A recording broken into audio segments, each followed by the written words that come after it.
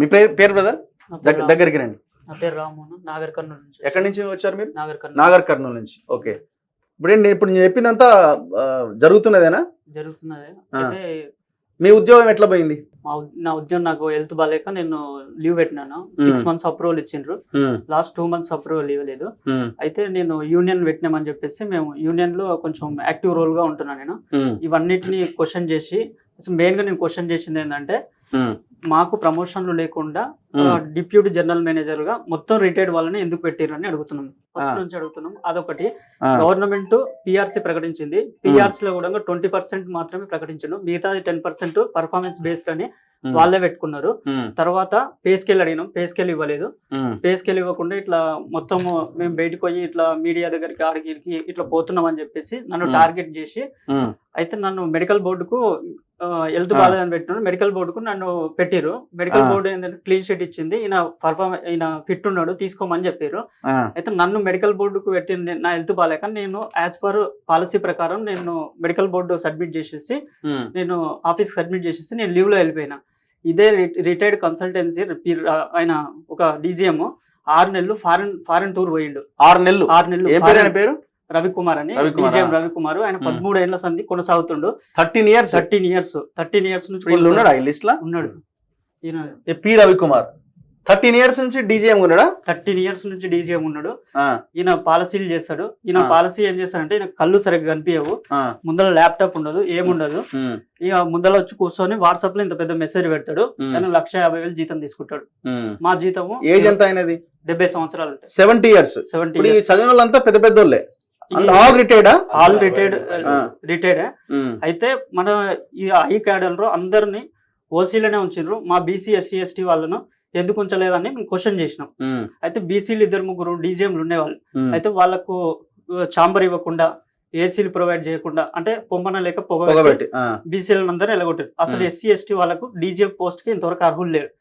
మీలాంటి పెద్దలు అందరూ సంఘాలందరూ అడిగితే అసలు వాళ్ళు ఎలిజిబుల్ లేనందుకే నేను ఇవ్వలేదని చెప్తుండ్రు. ఉండవలనేమో ఊడబెక్కిండు. ఇట్లా ఇదంతా క్వశ్చన్ చేస్తున్నందుకు 2 సంవత్సరాల నుంచి నాకు జాబ్ లేకుండా, నాకు మా నాన్న లేడు, అమ్మ ఒక్కటి ఉంటుంది ఇంటి దగ్గర. నేను 4 లక్షలు అప్పు చేసిన. ఈ రోజు వరకు 4 లక్షలు అప్పు చేసిన. మేము పోతే అపాయింట్మెంట్ ఇవ్వడు, బయట కూర్చోబెడతాడు మమ్మల్ని. మీకు అపాయింట్మెంట్ ఇవ్వని అంటాడు. రిటైర్డ్ కన్సల్టెన్సీ వాళ్ళకు మా ఎండి సార్ ఛాంబర్ లోకి డైరెక్ట్ వెళ్తారు. వాళ్ళు చెప్పిన వర్షన్ వింటాడు, నేను చెప్పిన వర్షన్ విన్నాడు. నేను ఫోన్ చేస్తే నా ఫోన్ నెంబర్ అన్ని బ్లాక్ లో పెడతారు. నేను ఫోన్ చేసి నేను రిక్వెస్ట్ గా అడుగుతా కూడా నాకు ఫోన్ యాక్సెస్ ఉండదు, ఆఫీస్ లోకి యాక్సెస్ ఉండదు. మళ్ళీ మా ఉద్యోగులకు చెప్తారు, ఆయన మాకు ఆఫీస్ కు అడుక్కోనికి వస్తుండు, మా కాలు మొక్కుతుండు, అయినా మేము జాబ్ ఇస్తలేమని నన్ను ఇన్సల్ట్ చేసే విధంగా నన్ను మానసికంగా కృంగదీస్తుండ్రు. 2 సంవత్సరాల నుంచి నన్ను వేధిస్తుండ్రు వీళ్ళు. ఈ రోజు నాకు మా అమ్మకి హెల్త్ బాగాలేదు, నేను ఆత్మహత్య చేసుకుంటే ఎవరు బాధ్యులు? ఇన్ని సంవత్సరాలు 2 సంవత్సరాల నుంచి తిరుగుతున్నాను, నాకు ఎక్కడ యాక్సెస్ దొరకలేదు. అసలు మేము తెలంగాణ రాష్ట్రంలో ఒక అనాథలుగా బతుకుతున్నాం. ఇంత వ్యవస్థలు ఉన్నా కూడా ఒక వ్యక్తి ఈ మొత్తాన్ని వ్యవస్థను నడిపిస్తుండు. ఒక వ్యక్తి మాకు ఎక్కడ యాక్సెస్ లేదు. పోతే మీరు పోతే మళ్ళీ మీరు జాబ్ లోకి రారు, మాకు ప్రాణహాని కూడా ఉందన్న. ఇట్లా తిరుగుతున్నాం, మేము చేస్తున్నాం, ఇక్కడ అన్ని వచ్చే న్యూస్ పేపర్లలో మేమే చేస్తున్నాం అని మాకు అగెనిస్ట్ గా మొత్తం అంతా వీళ్ళందరూ పావులు కలిపి మమ్మల్ని ఏదో చేయాలని వాళ్ళు జరుగుతుంది లోన. అది బయటికి చెప్పట్లేదు. కానీ మాకేమన్నా అవుతుందంటే వాళ్ళే బాధ్యులు ఉంటారు. మెయిన్ క్వశ్చన్ చేసింది ఏంటంటే, గౌరవ ముఖ్యమంత్రి గారు ఎలక్షన్ మూమెంట్ లా V6 ఛానల్ ఇంటర్వ్యూలో ఒక మాట చెప్పిండు. ఈ రిటైర్డ్ వ్యవస్థ వల్ల ఉద్యోగాలు వస్తలేదు నిరుద్యోగులకి. నేను ఎక్కిన వెంబడే ఒక్క సంతకంతో రిటైర్డ్ ఎంప్లాయీస్ అందరినీ బంగాళాఖాతంలో వేస్తానన్నాడు. ముఖ్యమంత్రి రేవంత్ రెడ్డి గారికి రేవంత్ రెడ్డి ముఖ్యమంత్రి అయిన తర్వాత బంగాళాఖాతం కనిపిస్తలేదా? ఇంత అరాచకం జరుగుతున్నా 9 మంది ఓసీలు ఉన్నారు. అసలు మా బీసీ ఎస్సీ ఎస్టీ వాళ్ళకు ఇప్పుడిప్పుడే మేము ఎదుగుతుంటే మమ్మల్ని తొక్కి పడేస్తుండ్రు. ఈ ఒక్క రిటైర్డ్ ఎంప్లాయీని కూడా తీసేయాలి, ఇంత జరుగుతున్నా కూడా. సో నా పాయింట్ ఒకటే, వీళ్ళంతా రిటైర్డ్ ఎంప్లాయీస్ అంటే అందరికి 70 ఏళ్ళ పైన ఉన్నాయా? 70 ఏళ్ళ పైన, ఆల్మోస్ట్ 65 పైనే ఉంటాయి. వీళ్ళు గంటకు 4 సార్లు పోవాలి. షుగర్లు, బీపీలు అన్ని వస్తాయి. గట్టిగా ఎవడన్నా పోయి అడిగినా ఇదైపోతారు. ఇట్లాంటి వాళ్ళకు ఉద్యోగాలు కావాలన్నా 30-35 సంవత్సరాలు ఉన్న ఈ నిరుద్యోగులకు ఉద్యోగాలు కావాలన్నా? వాళ్ళకేమో ఉన్న ఉద్యోగాలు ఉడబీకిర్రు, వీళ్ళకేమో 70 ఏళ్ళు పైబడ్డా వీళ్ళకి ఉద్యోగాల్లో కొనసాగుతున్నారు. వీళ్ళ పిల్లలు ఆల్రెడీ ఉద్యోగాల్లో ఉన్నారు కదా. మీ పిల్లలు ఏదో ఒక ఉద్యోగం చేస్తుంటారు కదా, మీరు ఆల్రెడీ ఏదో ఒక డిపార్ట్మెంట్లో గవర్నమెంట్ ఎంప్లాయీస్గా పనిచేసి రిటైర్డ్ అయిన బ్యాచ్ కదా మీదంతా. అరే ఏం చేంజ్ అండి, నాకు అర్థం కాదు. ఇంత ఘోరం ఉంటుందా? ఓపెన్గా తెలిసిన తర్వాత కూడా మీరు ఈ చర్యని సమర్థించుకుంటూ ఇంకా జరుగుతున్న విచారణ మీద మీరు కాలు పెడుతున్నారంటే ఎవరండి ఈమె? వి hub women empowerment hub Sita ఏం పేరు సీత పల్లచ్చోలన ఎవరండి ఈమె? ఈమెది తెలంగాణ. ఒక కన్సల్టెంట్, ఈమె జీతం ఎంత ఇస్తారు? ఈమెకి 2 లక్షల జీతం. ఎవరు? అజిత్ రెడ్డి గారి సహకారంతో ఈమె నియమింపబడ్డదని బయట అంటున్నారు. ఎక్కడి నుంచి వచ్చిరండి వీళ్ళ? అంతా కన్సల్టెంట్లే, లక్షల జీతం. మీరెక్కడ? ముందుకు రండి, టెస్ట్ చేయండి ఇట్లా. మీరెక్కడ బ్రదర్? ముందుకు రండి, పర్లేదు. వరంగల్ అన్న. వరంగల్ మీది? ఎక్కడ వరంగల్లో? వరంగల్లో నెలబెల్లి మండలం శనివారం విలేజ్. ఓకే. మీరు ఏం చేస్తుండే వాళ్ళు అందులో?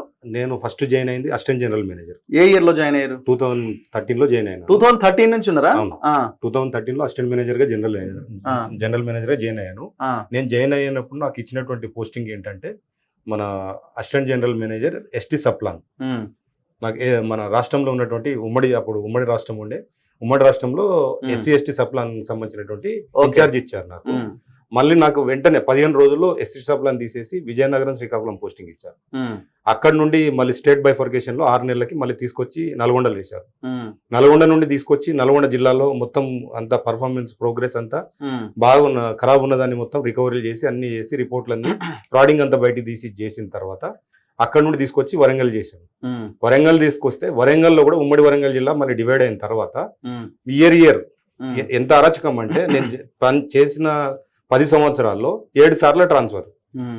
మళ్ళీ ఏమంటారు, with in the Warangal district లోని ట్రాన్స్ఫర్ చేసినామని చెప్తున్నారు. రెడ్డికి అయితే మన సేమ్ నాకు ట్రాన్స్ఫర్ చేసినప్పుడు ఒక రెడ్డికి చేస్తే ఆయనకేమో సంగారెడ్డి జిల్లా ఇస్తారు. ఆ సంగారెడ్డి నుండి మళ్ళీ ఆయన రిటెన్షన్ ఉండదు, ట్రాన్స్ఫర్ ఉండదు, 4-5 సంవత్సరాలు అక్కడనే ఉంటారు.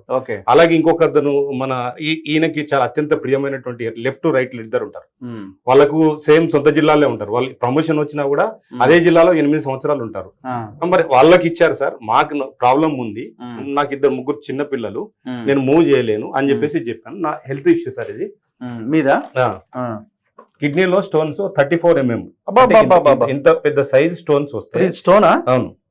ఇంత పెద్ద సైజ్ స్టోన్ వచ్చి సర్జరీ అయితే ఈ సర్జరీని ఆయన టేక్ ఇట్ గా, నాకు తెలుసు ఇవన్నీ నాకు కథలు చెప్పొద్దు, నాకు టేక్ ఇట్ ఈజ్ అని చెప్పేసి 7 months లీవ్ పెడితే 7 months లో కూడా ప్రతి వారానికి ఒక్కసారి లెటరు, నువ్వు జాయిన్ అవుతావా నేను టర్మినేట్ చేయాలి, జాయిన్ అవుతావా టర్మినేట్ చేయాలి. ఎందుకు అని అంటే ఏ జిల్లా కాంప్లికేటెడ్ ఉంటుందో, ఏ జిల్లా పర్ఫార్మెన్స్ రాకుండా ఉంటుందో ఆ జిల్లాల్లో నన్ను పోస్టింగ్ ఇవ్వాలి. ఆ జిల్లా మొత్తం సెట్ అయిన తర్వాత మళ్ళీ ఇంకో జిల్లాకు పనిష్మెంట్ ఉన్న జిల్లాకు పోస్ట్ పోన్ చేయాలి. అక్కడ ఏముంటది, మొత్తం అన్ని తప్పులు జరిగి ఉంటాయి. 3.5 కోట్లు 5 కోట్లు ఫ్రాడింగ్ జరిగి నేను సెట్ చేయాలి. సెట్ చేసిన తర్వాత నువ్వు నాన్ పర్ఫార్మర్ లేదు, పని చేయట్లేదు అని చెప్పేసి అని మాట్లాడతాను. దీన్ని రీజన్ పెట్టుకొని నా మీద ఒక 7 ఛార్జీలు పెట్టి ఎంక్వైరీ పెట్టారు నా మీద. ఒకటే రోజు అది ఎంక్వైరీ. ఆ ఎంక్వైరీ కూడా రిటైర్డ్ కన్సల్టెంట్లతో పెట్టారు. రిటైర్డ్ కన్సల్టెంట్లతో పెడితేనే అసలు వీళ్ళే మాకు దరిద్రం, మాకు ఉన్నటువంటి అసలైనటువంటి మాకు దరిద్రమే వీళ్ళు, మా జీవితాలను నాశనం చేస్తున్నారు, వీళ్ళతో మాకు ఏం న్యాయం చేస్తుందని నేను అబ్జెక్షన్ రేజ్ చేసి నేను పెట్టాను. నా కొలీగ్ కానీ ఒక అడ్వకేట్ కానీ నాకు సపోర్ట్ ఇవ్వండి, ఇలాంటి నేను ఎక్స్పీరియన్స్ నాకు లేదు అని చెప్పేసి అని చెప్తే నాకు అలాంటి అవకాశం ఇవ్వకుండా ఒకటే రోజు ప్రిలిమినరీ ఎంక్వైరీ పెట్టేసి ఎంక్వైరీ క్లోజ్ చేసేసి 7 ఛార్జీలు ప్రూవ్ అయినాయి అని చెప్పాను. నాకు ఉన్న ఛార్జెస్ ఏంటంటే ఫస్ట్ ఛార్జీ ఈ కండిషన్ లో కూడా నేను పోయి డ్యూటీ చేయను కాలేదు, 7 నెలలు డిలే చేసిండు అని చెప్పేసి ఒక ఛార్జీ. దానికి ఇవన్నీ నేను సబ్మిట్ చేస్తే నాకు మెడికల్ రిపోర్ట్లు ఇవ్వలేదు అని అబద్ధాలు. మళ్ళీ రెండో సంబంధించినటువంటి ఛార్జీ వాట్సాప్ లో మెసేజ్లు పెడుతున్నాడు, గ్రూప్ లో చేస్తున్నారు, అంటే క్వశ్చన్స్ ఇవన్నీ చేసినందుకు, పాలసీలు అడిగినందుకు, జీవోలు అడిగినందుకు. అలాగే మనకు సర్వీస్ ఉంది, మీకు కూడా తెలుసు విద్యాసాగర్ రెడ్డి సార్, మీరు చాలా ఈ సంస్థను బాగా ఎత్తినని చెప్తున్నారు. వాస్తవాలు మేము కూడా కన్నుతో మనం గుడ్డిగానే నమ్మినాము. కానీ వాస్తవాలు ఈ శ్రీనిధి అనే సంస్థ రావడానికి అసలైనటువంటి కారణము వైఎస్ రాజశేఖర రెడ్డి గారు వేసినటువంటి పునాది. అప్పుడు ఉన్నటువంటి మైక్రో ఫైనాన్స్ సంస్థలో 180 మంది ఆత్మహత్యలు చేసుకుంటే ప్రొఫెసర్ వెంకటనారాయణ కాకతీయ యూనివర్సిటీ ఆయన చేసిన స్టడీ రిపోర్ట్ మీద రెడ్డి సుబ్రహ్మణ్యం గారు ప్రిన్సిపల్ సెక్రటరీ గారు, రాజశేఖర్ సిఇఓ గారు వాళ్ళు మన ఇది చేశారు, ఎంక్వైరీ చేసి రిపోర్ట్ ఇచ్చారు. ఆ రిపోర్ట్ ఆధారంగా చూసినట్లయితే అప్పుడు శ్రీనిధిని స్టార్ట్ చేయాలని చెప్పేసి స్టార్ట్ చేశారు. అప్పటి నుండి మీరు కంటిన్యూ అవ్వకుండా వచ్చి ఈ రోజు మమ్మల్ని మా ఉపాధిని తీసి మా పొట్ట మీద కొట్టేసి ప్రయత్నం చేస్తున్నారు. ఇది చాలా దారుణమైనటువంటి విషయము. మేము ఎన్నిసార్లు చెప్పి చేసినాము. ఎక్కడ ఉందండి సెక్షన్ 116 ప్రకారము సి ప్రకారం జీతం పెరిగినట్లయితే గవర్నమెంట్ కి ఇవ్వాలి. నువ్వు రిపోర్టు సహకార శాఖ రిజిస్ట్రార్ కి రిపోర్ట్ పంపించాలి. ఎన్నిసార్లు రిపోర్ట్ పంపించారు? మేము ఆర్టీఐ పెట్టినా కూడా సమాచారం ఇవ్వలేదు.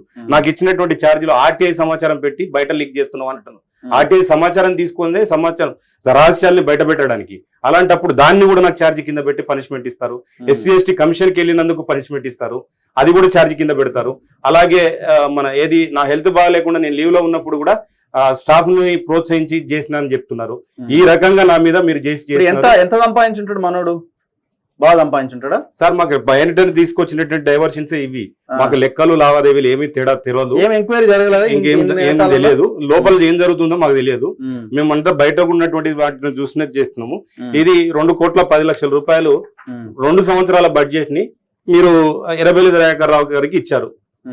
ఎందుకు 2,10,00,000 రూపాయలు టైలరింగ్ శిక్షణ అని చెప్పేసి ఆ ఒక్క నియోజకవర్గానికి ఇచ్చారు. ఎందుకు ఇచ్చారో తెలియదు. ఇది మీకు రెన్యువల్ లేదు అని చెప్పి ఇచ్చినప్పుడు వార్త వస్తే వెంటనే 10 జూలై 2023లో వార్త వస్తే రెన్యువల్ లేకుండానే ఆర్డర్ ఇచ్చిందా సార్?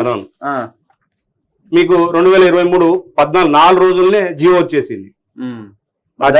ఫేవర్ చేసినప్పుడు ఆ జియో వచ్చింది. ఆ జియో కూడా బ్యాక్ డేట్ 5 సంవత్సరాలకు సంబంధించినటువంటి 2019 నుండి బ్యాక్ డేట్ తో జియోని ఇవ్వడం జరిగింది.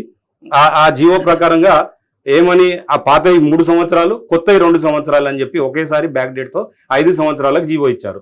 దీనికి కారణం ఏంటి అని అంటే ఆగస్టు జూలై వరకు మీకు ఫుల్ పేమెంట్ 2,10,00,000 రూపాయలు మన పాలకుర్తికి ముట్టినాయి. దానికి ఇది ఫేవర్. ఇది బయట పెట్టినందుకే కదా మమ్మల్ని చేసేది. ఎవరిచ్చా చెప్పారు? మీరే కదా చెప్పింది. ఇప్పుడు ఏం చేస్తున్నారు?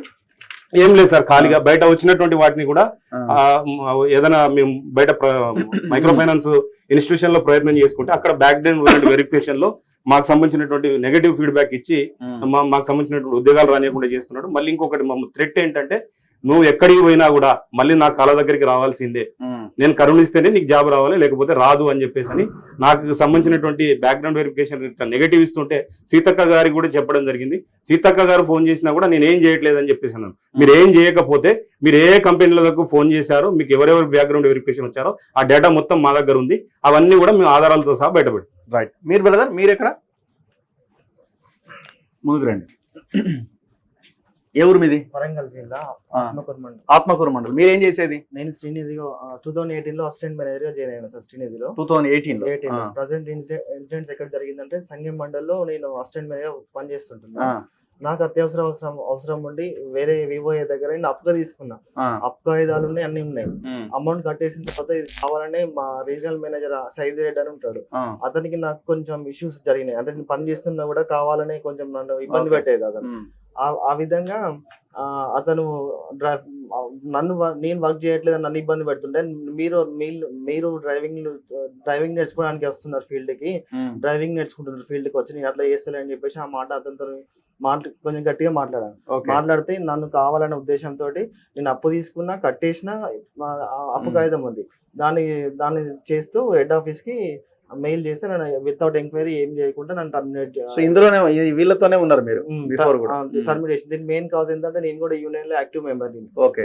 దాన్ని బేస్ చేసుకొని చేశారు. దాని తర్వాత కోర్టుకి వెళ్ళిన ఏం చేసినా కూడా దానికి వీళ్ళు రెస్పాన్స్ కావట్లేదు. ఈవెన్ కోర్టులో క్లర్క్స్ ఉంటారు కదా, అతను కూడా మేనేజ్ చేస్తున్నారు. కాస్ట్లీ లాయర్లు పెట్టి అసలు 1 year అవుతుంది కేసు వేసి, ఇంతవరకు కూడా దాన్ని ఎటు కాకుండా చేస్తున్నారు. దానికి అంత జాబ్ ఇస్తే అయిపోతుంది కదా, చేసిన దాన్ని ఎక్స్క్యూజ్ ఇంత చేస్తే అయిపోతుంది కదా, కావాలంటే దాన్ని ఇబ్బంది పెడతా ఉన్నారు. ఓకే. సో మీరు ఇప్పుడు ఏమైనా ఉద్యోగం చేస్తున్నారా? లేదండి, నేను ఆల్రెడీ సత్య మైక్రో ఇన్స్టిట్యూట్ లో నేను జాబ్ కి అప్లై చేశాను. చేసినాక కూడా బ్యాక్గ్రౌండ్ వెరిఫికేషన్ లా ఇక్కడ ఇతను ఫ్రాడ్ అని చెప్పారు. ఫ్రాడ్ అనేది అది ప్రూఫ్ కాకముందుకే ఫ్రాడ్ అని చెప్పేసి అలా ఆ విధంగా నాకు జాబ్ పోయింది. ఓకే. మిస్టర్ విద్యాసాగర్ రెడ్డి, మర్యాదగా తప్పుకో. నీ మీద ఎంక్వైరీ జరగాల్సిందే. సీతక్క గారు, మీరు ఎంక్వైరీ చేయాల్సిన అవసరం ఉంది. శ్రీధర్ బాబు గారు, మీరు కూడా ఇనిషియేట్ తీసుకొని ఎంక్వైరీని ముందుకు తీసుకెళ్లాల్సిన అవసరం ఉన్నది. ఈ దొంగలని ఇమీడియట్ గా ఆ శ్రీనిధి నుంచి పక్కకు తీయాలి. ఓన్లీ ఎంప్లాయీస్ నష్టపోవడం కాదు, మొత్తం తెలంగాణలో ఉన్న మహిళలు నష్టపోతున్నారు. నా 2,500 ఏది మన ఉచిత బస్సు పేరుతోని చెప్పడం కాదు, ఈ రకంగా మహిళలను ఆదుకోవాలా. ఇది అంతా వదిలేసి మేము ఉచిత బస్సు ఇస్తున్నామని మహిళలకు ఇంకేదో అని దాన్ని ప్రచారం చేసుకుంటున్నారు కాబట్టి దీని సంగతి ఏంది, ఈ వ్యవహారం సంగతి ఏంది? దీనివల్ల మహిళలకి రావాల్సిన డబ్బులు వాళ్ళ చేతిలోకి రావట్లేదు కదా, ఎవడో మధ్యలో తింటున్నాడు కదా. తక్షణమే ఈ స్త్రీనిధి మొత్తం ఈ డిపార్ట్మెంట్ని ప్రక్షాళన చేయాల్సిన అవసరం ఉన్నది. మేము ప్రతిరోజు మాట్లాడతాం, రాబోయే రోజుల్లో ఎవ్రీడే మాట్లాడతాం. ఎవరెవరైతే బాధితులు ఉన్నారో వాళ్ళందరూ బయటికి రండి, ఇంకా దయచేసి ధైర్యంగా ముందుకు రండి. ఎవరెవరైతే ఉద్యోగాలు కోల్పోయారో ఈ విద్యాసాగర్ రెడ్డి వల్ల ధైర్యంగా బయటకు వచ్చి మాట్లాడండి, మేము మీ చేత మాట్లాడించే ప్రయత్నం చేస్తాం. సో ఇది సీరియల్ ఎపిసోడ్స్ ఉంటాయి.